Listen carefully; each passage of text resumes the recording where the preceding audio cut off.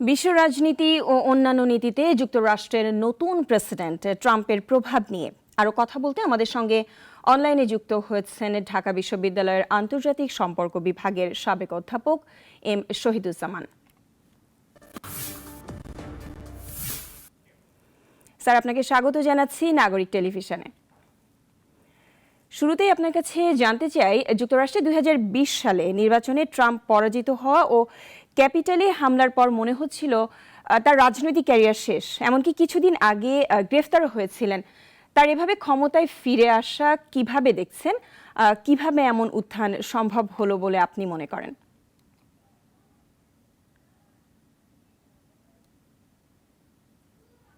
ধন্যবাদ। আমেরিকান ইতিহাসে এটা একটা অভূতপূর্ব নজির সৃষ্টি করলেন প্রেসিডেন্ট ট্রাম্প।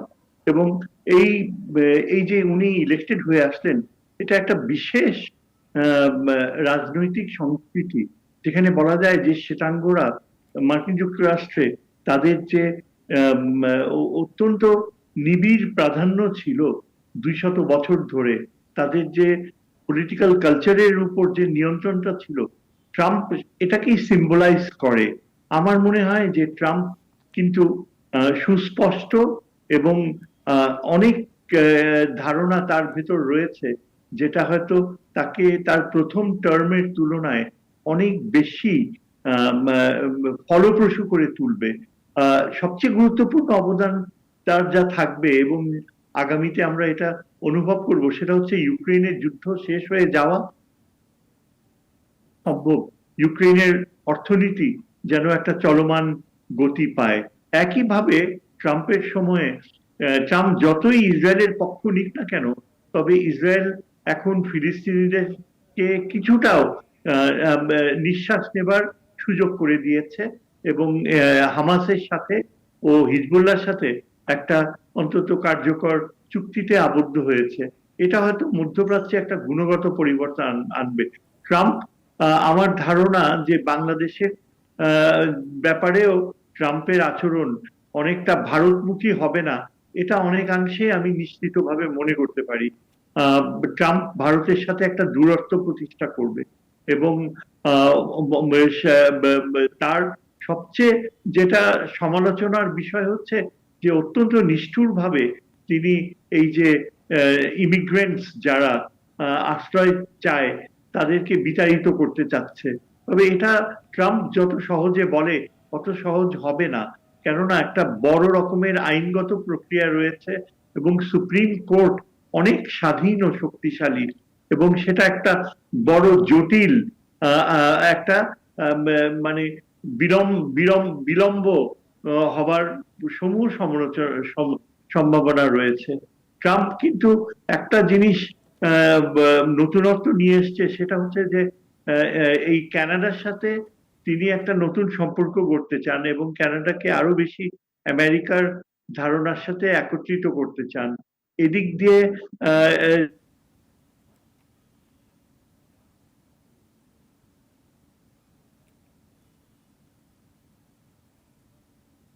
বড় চিন্তার বিষয় হচ্ছে যে ট্রাম্প এখন অনেক বেশি তাদের কাছ থেকে অনুদান দাবি করবে এবং সেটা হয়তো নেটোকে ভবিষ্যতে নড়বড়ে করে দিতে পারে।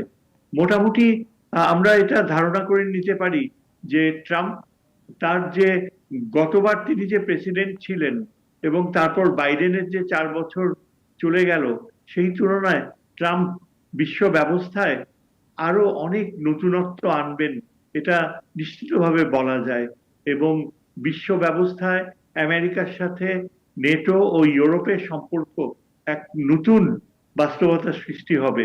এমনকি চীনের সাথেও ট্রাম্প হয়তো একটা সৌহার্দ্যের সম্পর্ক গড়তে পারেন তেমন ইঙ্গিত দিয়েছেন, এবং এটাই ভারতকে অনেক বেশি চিন্তিত করে তুলবে আগামী দিনগুলো। জি স্যার, খ্যাপাটে মানুষ হিসেবে ট্রাম্পের বেশ নাম আছে। প্রথম দফায় নির্বাচিত হয়ে বৈশ্বিক রাজনৈতিক স্থিতিশীলতা মোটামুটি এলোমেলো করে দিয়েছিলেন বলে অনেকে মনে করেন। এবারও ক্ষমতায় এসে অনেক আগ্রাসী সিদ্ধান্ত উনি নিচ্ছেন আমরা যেমনটি দেখছি। ট্রাম্প 2.0 শাসন আমলটা কেমন হবে বলে আপনি মনে করছেন? আমার আমার মনে হয় তার উপর অনেক নিয়ন্ত্রণ থাকবে তুলনামূলকভাবে। প্রথমবার তিনি যেভাবে এক একজন মন্ত্রীকে অ্যাপয়েন্টমেন্ট দিয়েছেন আবার ছুঁড়ে ফেলে দিয়েছিলেন, সেখানে আকস্মিকতা ছিল এবং সেখানে তার দলের অনেকেই অপমান বোধ করেছে। এখন আমেরিকায় এই যে রিপাবলিকান পার্টি, তারা অনেক সচেতন এবং তারা ট্রাম্পকে এখন অনেক ভালোভাবে চিনতে পেরেছে, যার কারণে দেখা যায় যে ট্রাম্প আকস্মিক ও এলোমেলো সিদ্ধান্ত নিতে পারবে বলে আমার মনে হয় না। কেননা তার উপর আমেরিকান কংগ্রেস এবং রিপাবলিকান পার্টির একটা নিয়ন্ত্রণ থাকবে, এবং যেহেতু এই টার্মের পরে তার আর সুযোগ থাকবে না প্রেসিডেন্ট হওয়ার, সেই জন্য রিপাবলিকান পার্টির সদস্যরা এটা মনে করবে না আগের মতো যে ট্রাম্পের প্রতি একেবারে অনুগত না থাকলে তাদের ক্যারিয়ার ধ্বংস হয়ে যাবে। এটা হবে না, বরং উল্টাটাই হবে। আমরা সবাই জানি যে ট্রাম্প একজন চিহ্নিত আসামি, কনভিক্টেড ক্রিমিনাল বলা যায়, তার এখন জেলে থাকার কথা। এটা একটা ট্রাম্পের উপরে একটা প্রচন্ড মনস্তাত্ত্বিক চাপ সৃষ্টি করবে। এছাড়া ট্রাম্পের সমালোচনার তো অভাব নেই। ট্রাম্পকে অনেকেই অপ্রকৃতস্থ মনে করে, কাজেই সবকিছু মিলিয়ে একটু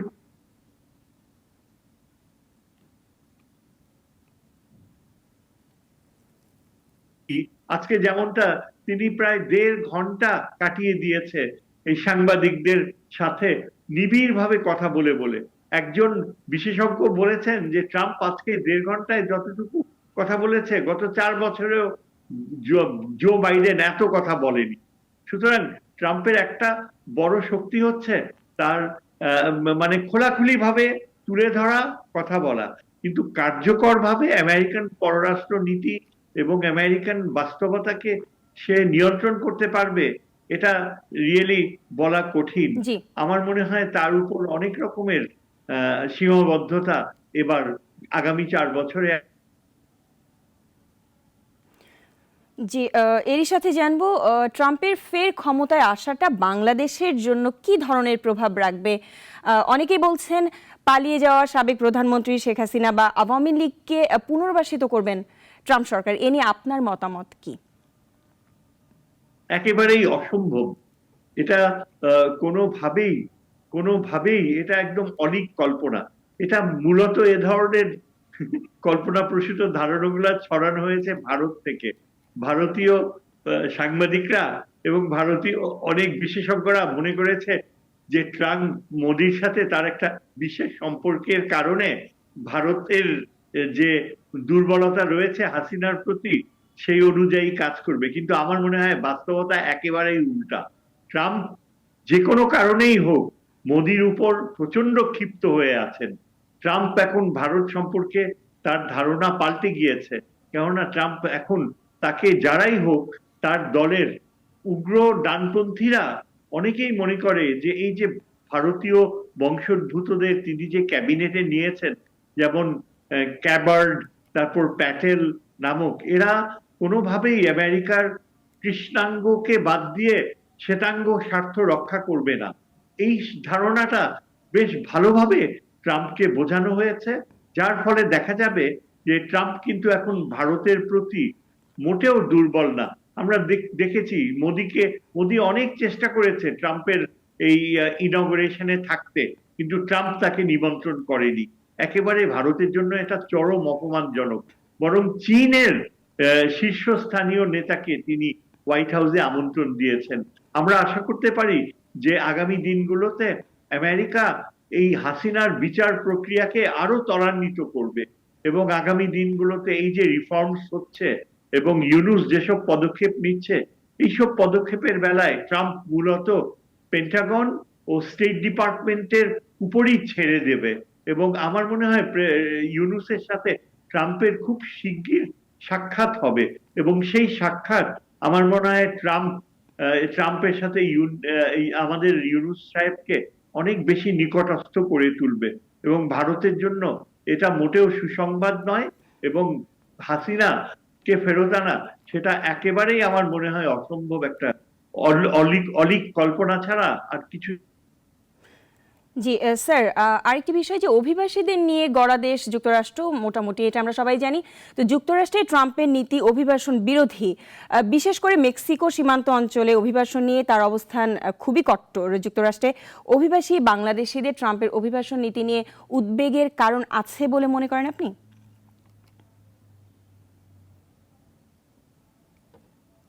হ্যাঁ, এটা অভিবাসীদের বিষয়টা কিন্তু খুবই উদ্বিগ্ন হবার মতোই বিষয়। এখনো লক্ষ লক্ষ অভিবাসী কামি, অত্যন্ত ইনোসেন্ট মানুষ, স্বাভাবিক, অনেকেই মধ্যবিত্ত, তারা এই নিজের দেশ ছেড়ে তারা আমেরিকার পথে আসছে। তবে কোনো না কোনো স্টেজে এটা থামাতেই হতো। এটা তো হতে পারে না যে বছরের পর বছর, মাসের পর মাস, লক্ষ লক্ষ এইসব অভিবাসী আমেরিকায় ঢুকবে। কেননা এখন অলরেডি যারা মার্কিন যুক্তরাষ্ট্রে প্রবেশ করেছে তাদের বেশিরভাগই কিন্তু মোটেও ভালো নেই, এবং তাদের অনেকের কপালে হয়তো ফেরত যাওয়ার সম্ভাবনা রয়েছে। ট্রাম্প হয়তো কিছুটা সীমিত করবে তার কেননা আইনের জটিল প্রক্রিয়া সামনে থাকবে। তবে এটা ঠিক যে ট্রাম্প সুস্পষ্টভাবে বলে নিয়েছে যে দেয়াল তোলার ব্যাপারটা তিনি বাস্তবায়ন করবেনই, এবং আজকে দেয়াল তুলবার বিষয়টা তিনি অনেকটা মানে খুবই আগ্রহের সাথে তার দর্শকদের কাছে উপস্থাপন করেছে। এবং আমরা এটা ধরে নিতে পারি যে ওই দেয়াল তোলার প্রক্রিয়ার মাধ্যমে অভিবাসীরা যারা আগামীতে আসতে চায় তাদের সিংহভাগই এখন নিয়ন্ত্রিত হয়েছে। এছাড়া যেই মেক্সিকো, যে দক্ষিণের দেশটির মাধ্যমে অভিবাসীরা কড়া সাবধান বাণী দিয়েছে ট্রাম্প, এবং এটাও বলে দিয়েছে যে আগামী দিনগুলোতে একটা বড় খরচ। জি জি স্যার, ট্রাম্পের যে সিদ্ধান্তগুলি আছে সেগুলোর মধ্যে অন্যতম, ক্ষমতা গ্রহণের পরই ট্রাম্প বিশ্ব স্বাস্থ্য সংস্থার যে তহবিল সেটি বন্ধ করে দিয়েছেন। তার দাবি এখানে আমেরিকা নাকি অনেক বেশি ব্যয় করে। ন্যাটো নিয়েও তার একই অভিযোগ। ট্রাম্প চান ইউরোপ, চীন আরো বেশি খরচ করুক। আবার তিনি এটাও চান যে যুক্তরাষ্ট্র আবারও বিশ্ব মোড়লের জায়গায় ফিরে আসবে, কিন্তু ব্যয় কমালে দেশটির কর্তৃত্ব থাকবে কিনা আপনি কি মনে করেন? আমার মনে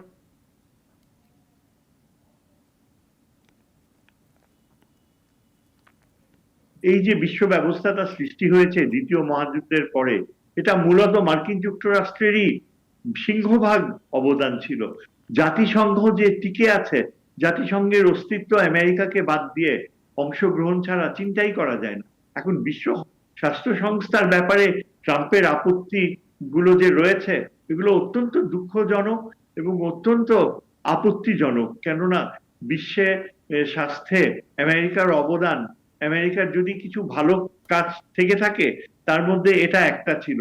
ট্রাম্প সেখানে তার আমেরিকার অবদানকে কমিয়ে দিতে চায়, কেননা তিনি মনে করেন যে প্রপোর্শন বা তুলনামূলকভাবে অন্য দেশগুলো অনেক কম কন্ট্রিবিউট করছে, কিন্তু এটা কখনো একটা সুস্থ স্বাভাবিক চিন্তা হতেই পারে না।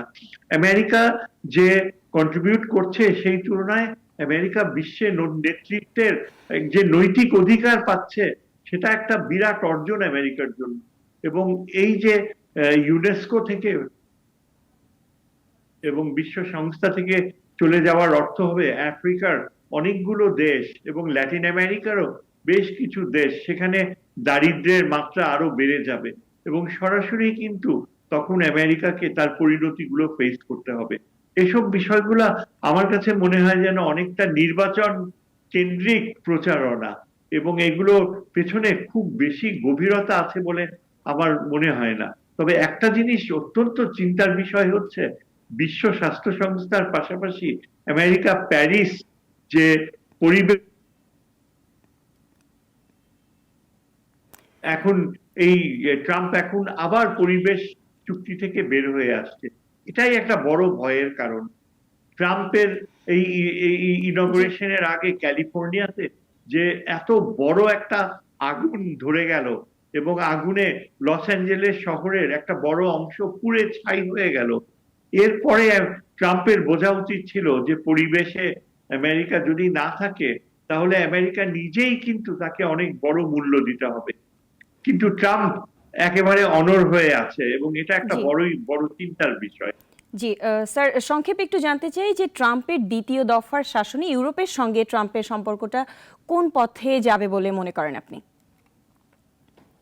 এটা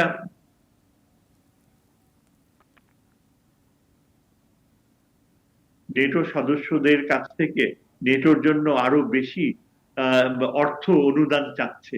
তবে এর অর্থ এই নয় যে নেটো একেবারে দুর্বল হয়ে যাবে। এখানে ট্রাম্পের একটা বড় প্রয়োজনীয়তা ও অবদান হচ্ছে এই যে ইউক্রেনের যুদ্ধ তিনি শেষ করছেন। ইউক্রেনের যুদ্ধটা পরিসমাপ্তি ঘটানো ইউরোপের জন্য একটা বিরাট স্বস্তি নিয়ে আসবে। কেননা ইউরোপীয় অর্থনীতিগুলো অনেকাংশেই কিন্তু ক্ষতিগ্রস্ত হচ্ছিল এই ইউক্রেনের যুদ্ধের কারণে। ট্রাম্প যদি ইউক্রেনের যুদ্ধ থামায়, তাহলে বড় ধরনের বিজয়ের ধারণা পাবে। তবে এটাও ঠিক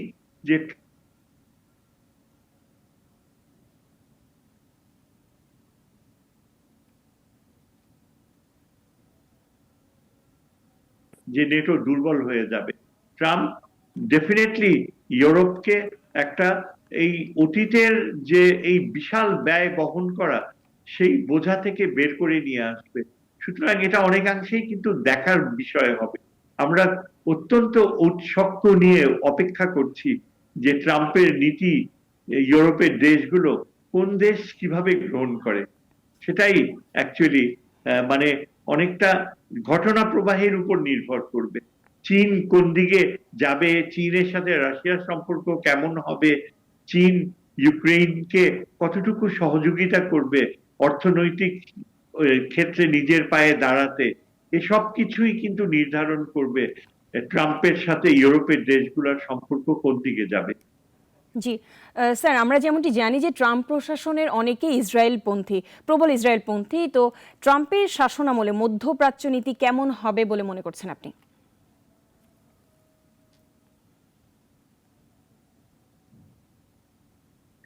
আমি দুঃখিত, আপনার প্রশ্নটা আমি একেবারেই শুনতে পাই।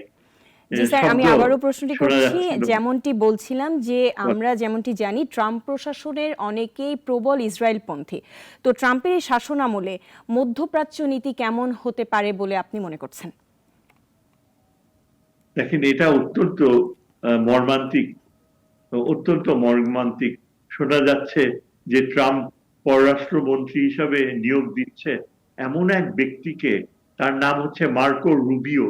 তিনি নিজেও রিপাবলিকান ক্যান্ডিডেট ছিলেন। তিনি একজন ল্যাটিন আমেরিকান উদ্বাস্তু, অথচ তিনি আমেরিকান রাজনীতিতে চরম ডানপন্থী এবং অত্যন্ত উগ্র ইসরায়েলপন্থী। এই মার্কো রুবিও এখন যদি সেক্রেটারি অফ স্টেট হয়, তাহলে ট্রাম্পের যে নীতি সেটা অলরেডি কিন্তু প্যালেস্টিনিয়ানদের ঘোর বিরোধী। একটা বাস্তবতা হয়তো আমরা দেখতে পাবো, ট্রাম্প প্যালেস্টাইন রাষ্ট্র সৃষ্টির প্রক্রিয়া যতদূর এগিয়েছিল সেটাকে আরো কঠিন করে তুলতে পারে। তবে একটা ক্ষীণ আশার আলো আমরা দেখতে পাই যে এই যে 2-3 দিন আগে যে চুক্তিটি হয়েছে ইসরায়েল বনাম হামাস ও হেজবুল্লাহ, সেটা কিন্তু কিছুটা হলেও স্বস্তি নিয়ে আসছে। সেই চুক্তির মাধ্যমে ইরান অনেকাংশেই জয়ী হয়েছে মনস্তাত্ত্বিক যুদ্ধে। কেননা হিজবুল্লাহর দাবি অনেকাংশেই ইসরায়েল মেনে নিয়েছে। এই প্রবণতা যদি চলতে থাকে, তাহলে হয়তো আমরা একটা আশার আলো দেখতেও পারি। ট্রাম্প যতখানি না ঘোষণামূলক অবস্থান নিয়েছে, এমনও হতে পারে যে কার্যকর ক্ষেত্রে তিনি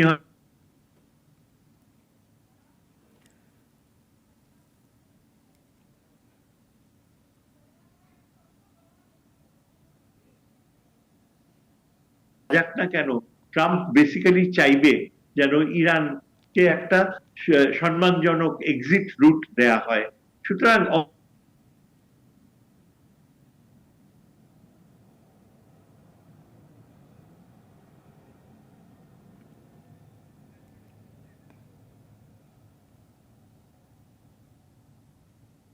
সেখানে কতটুকু পার্থক্য থাকে সেটাই দেখার বিষয় হবে। স্যার, আপনাকে অসংখ্য ধন্যবাদ আমাদের সাথে যুক্ত হবার জন্য। 250টিরও বেশি ডিজাইন অপশন নিয়ে ওয়ালটন স্মার্ট ফ্রিজ, বোঝে আপনার প্রয়োজন।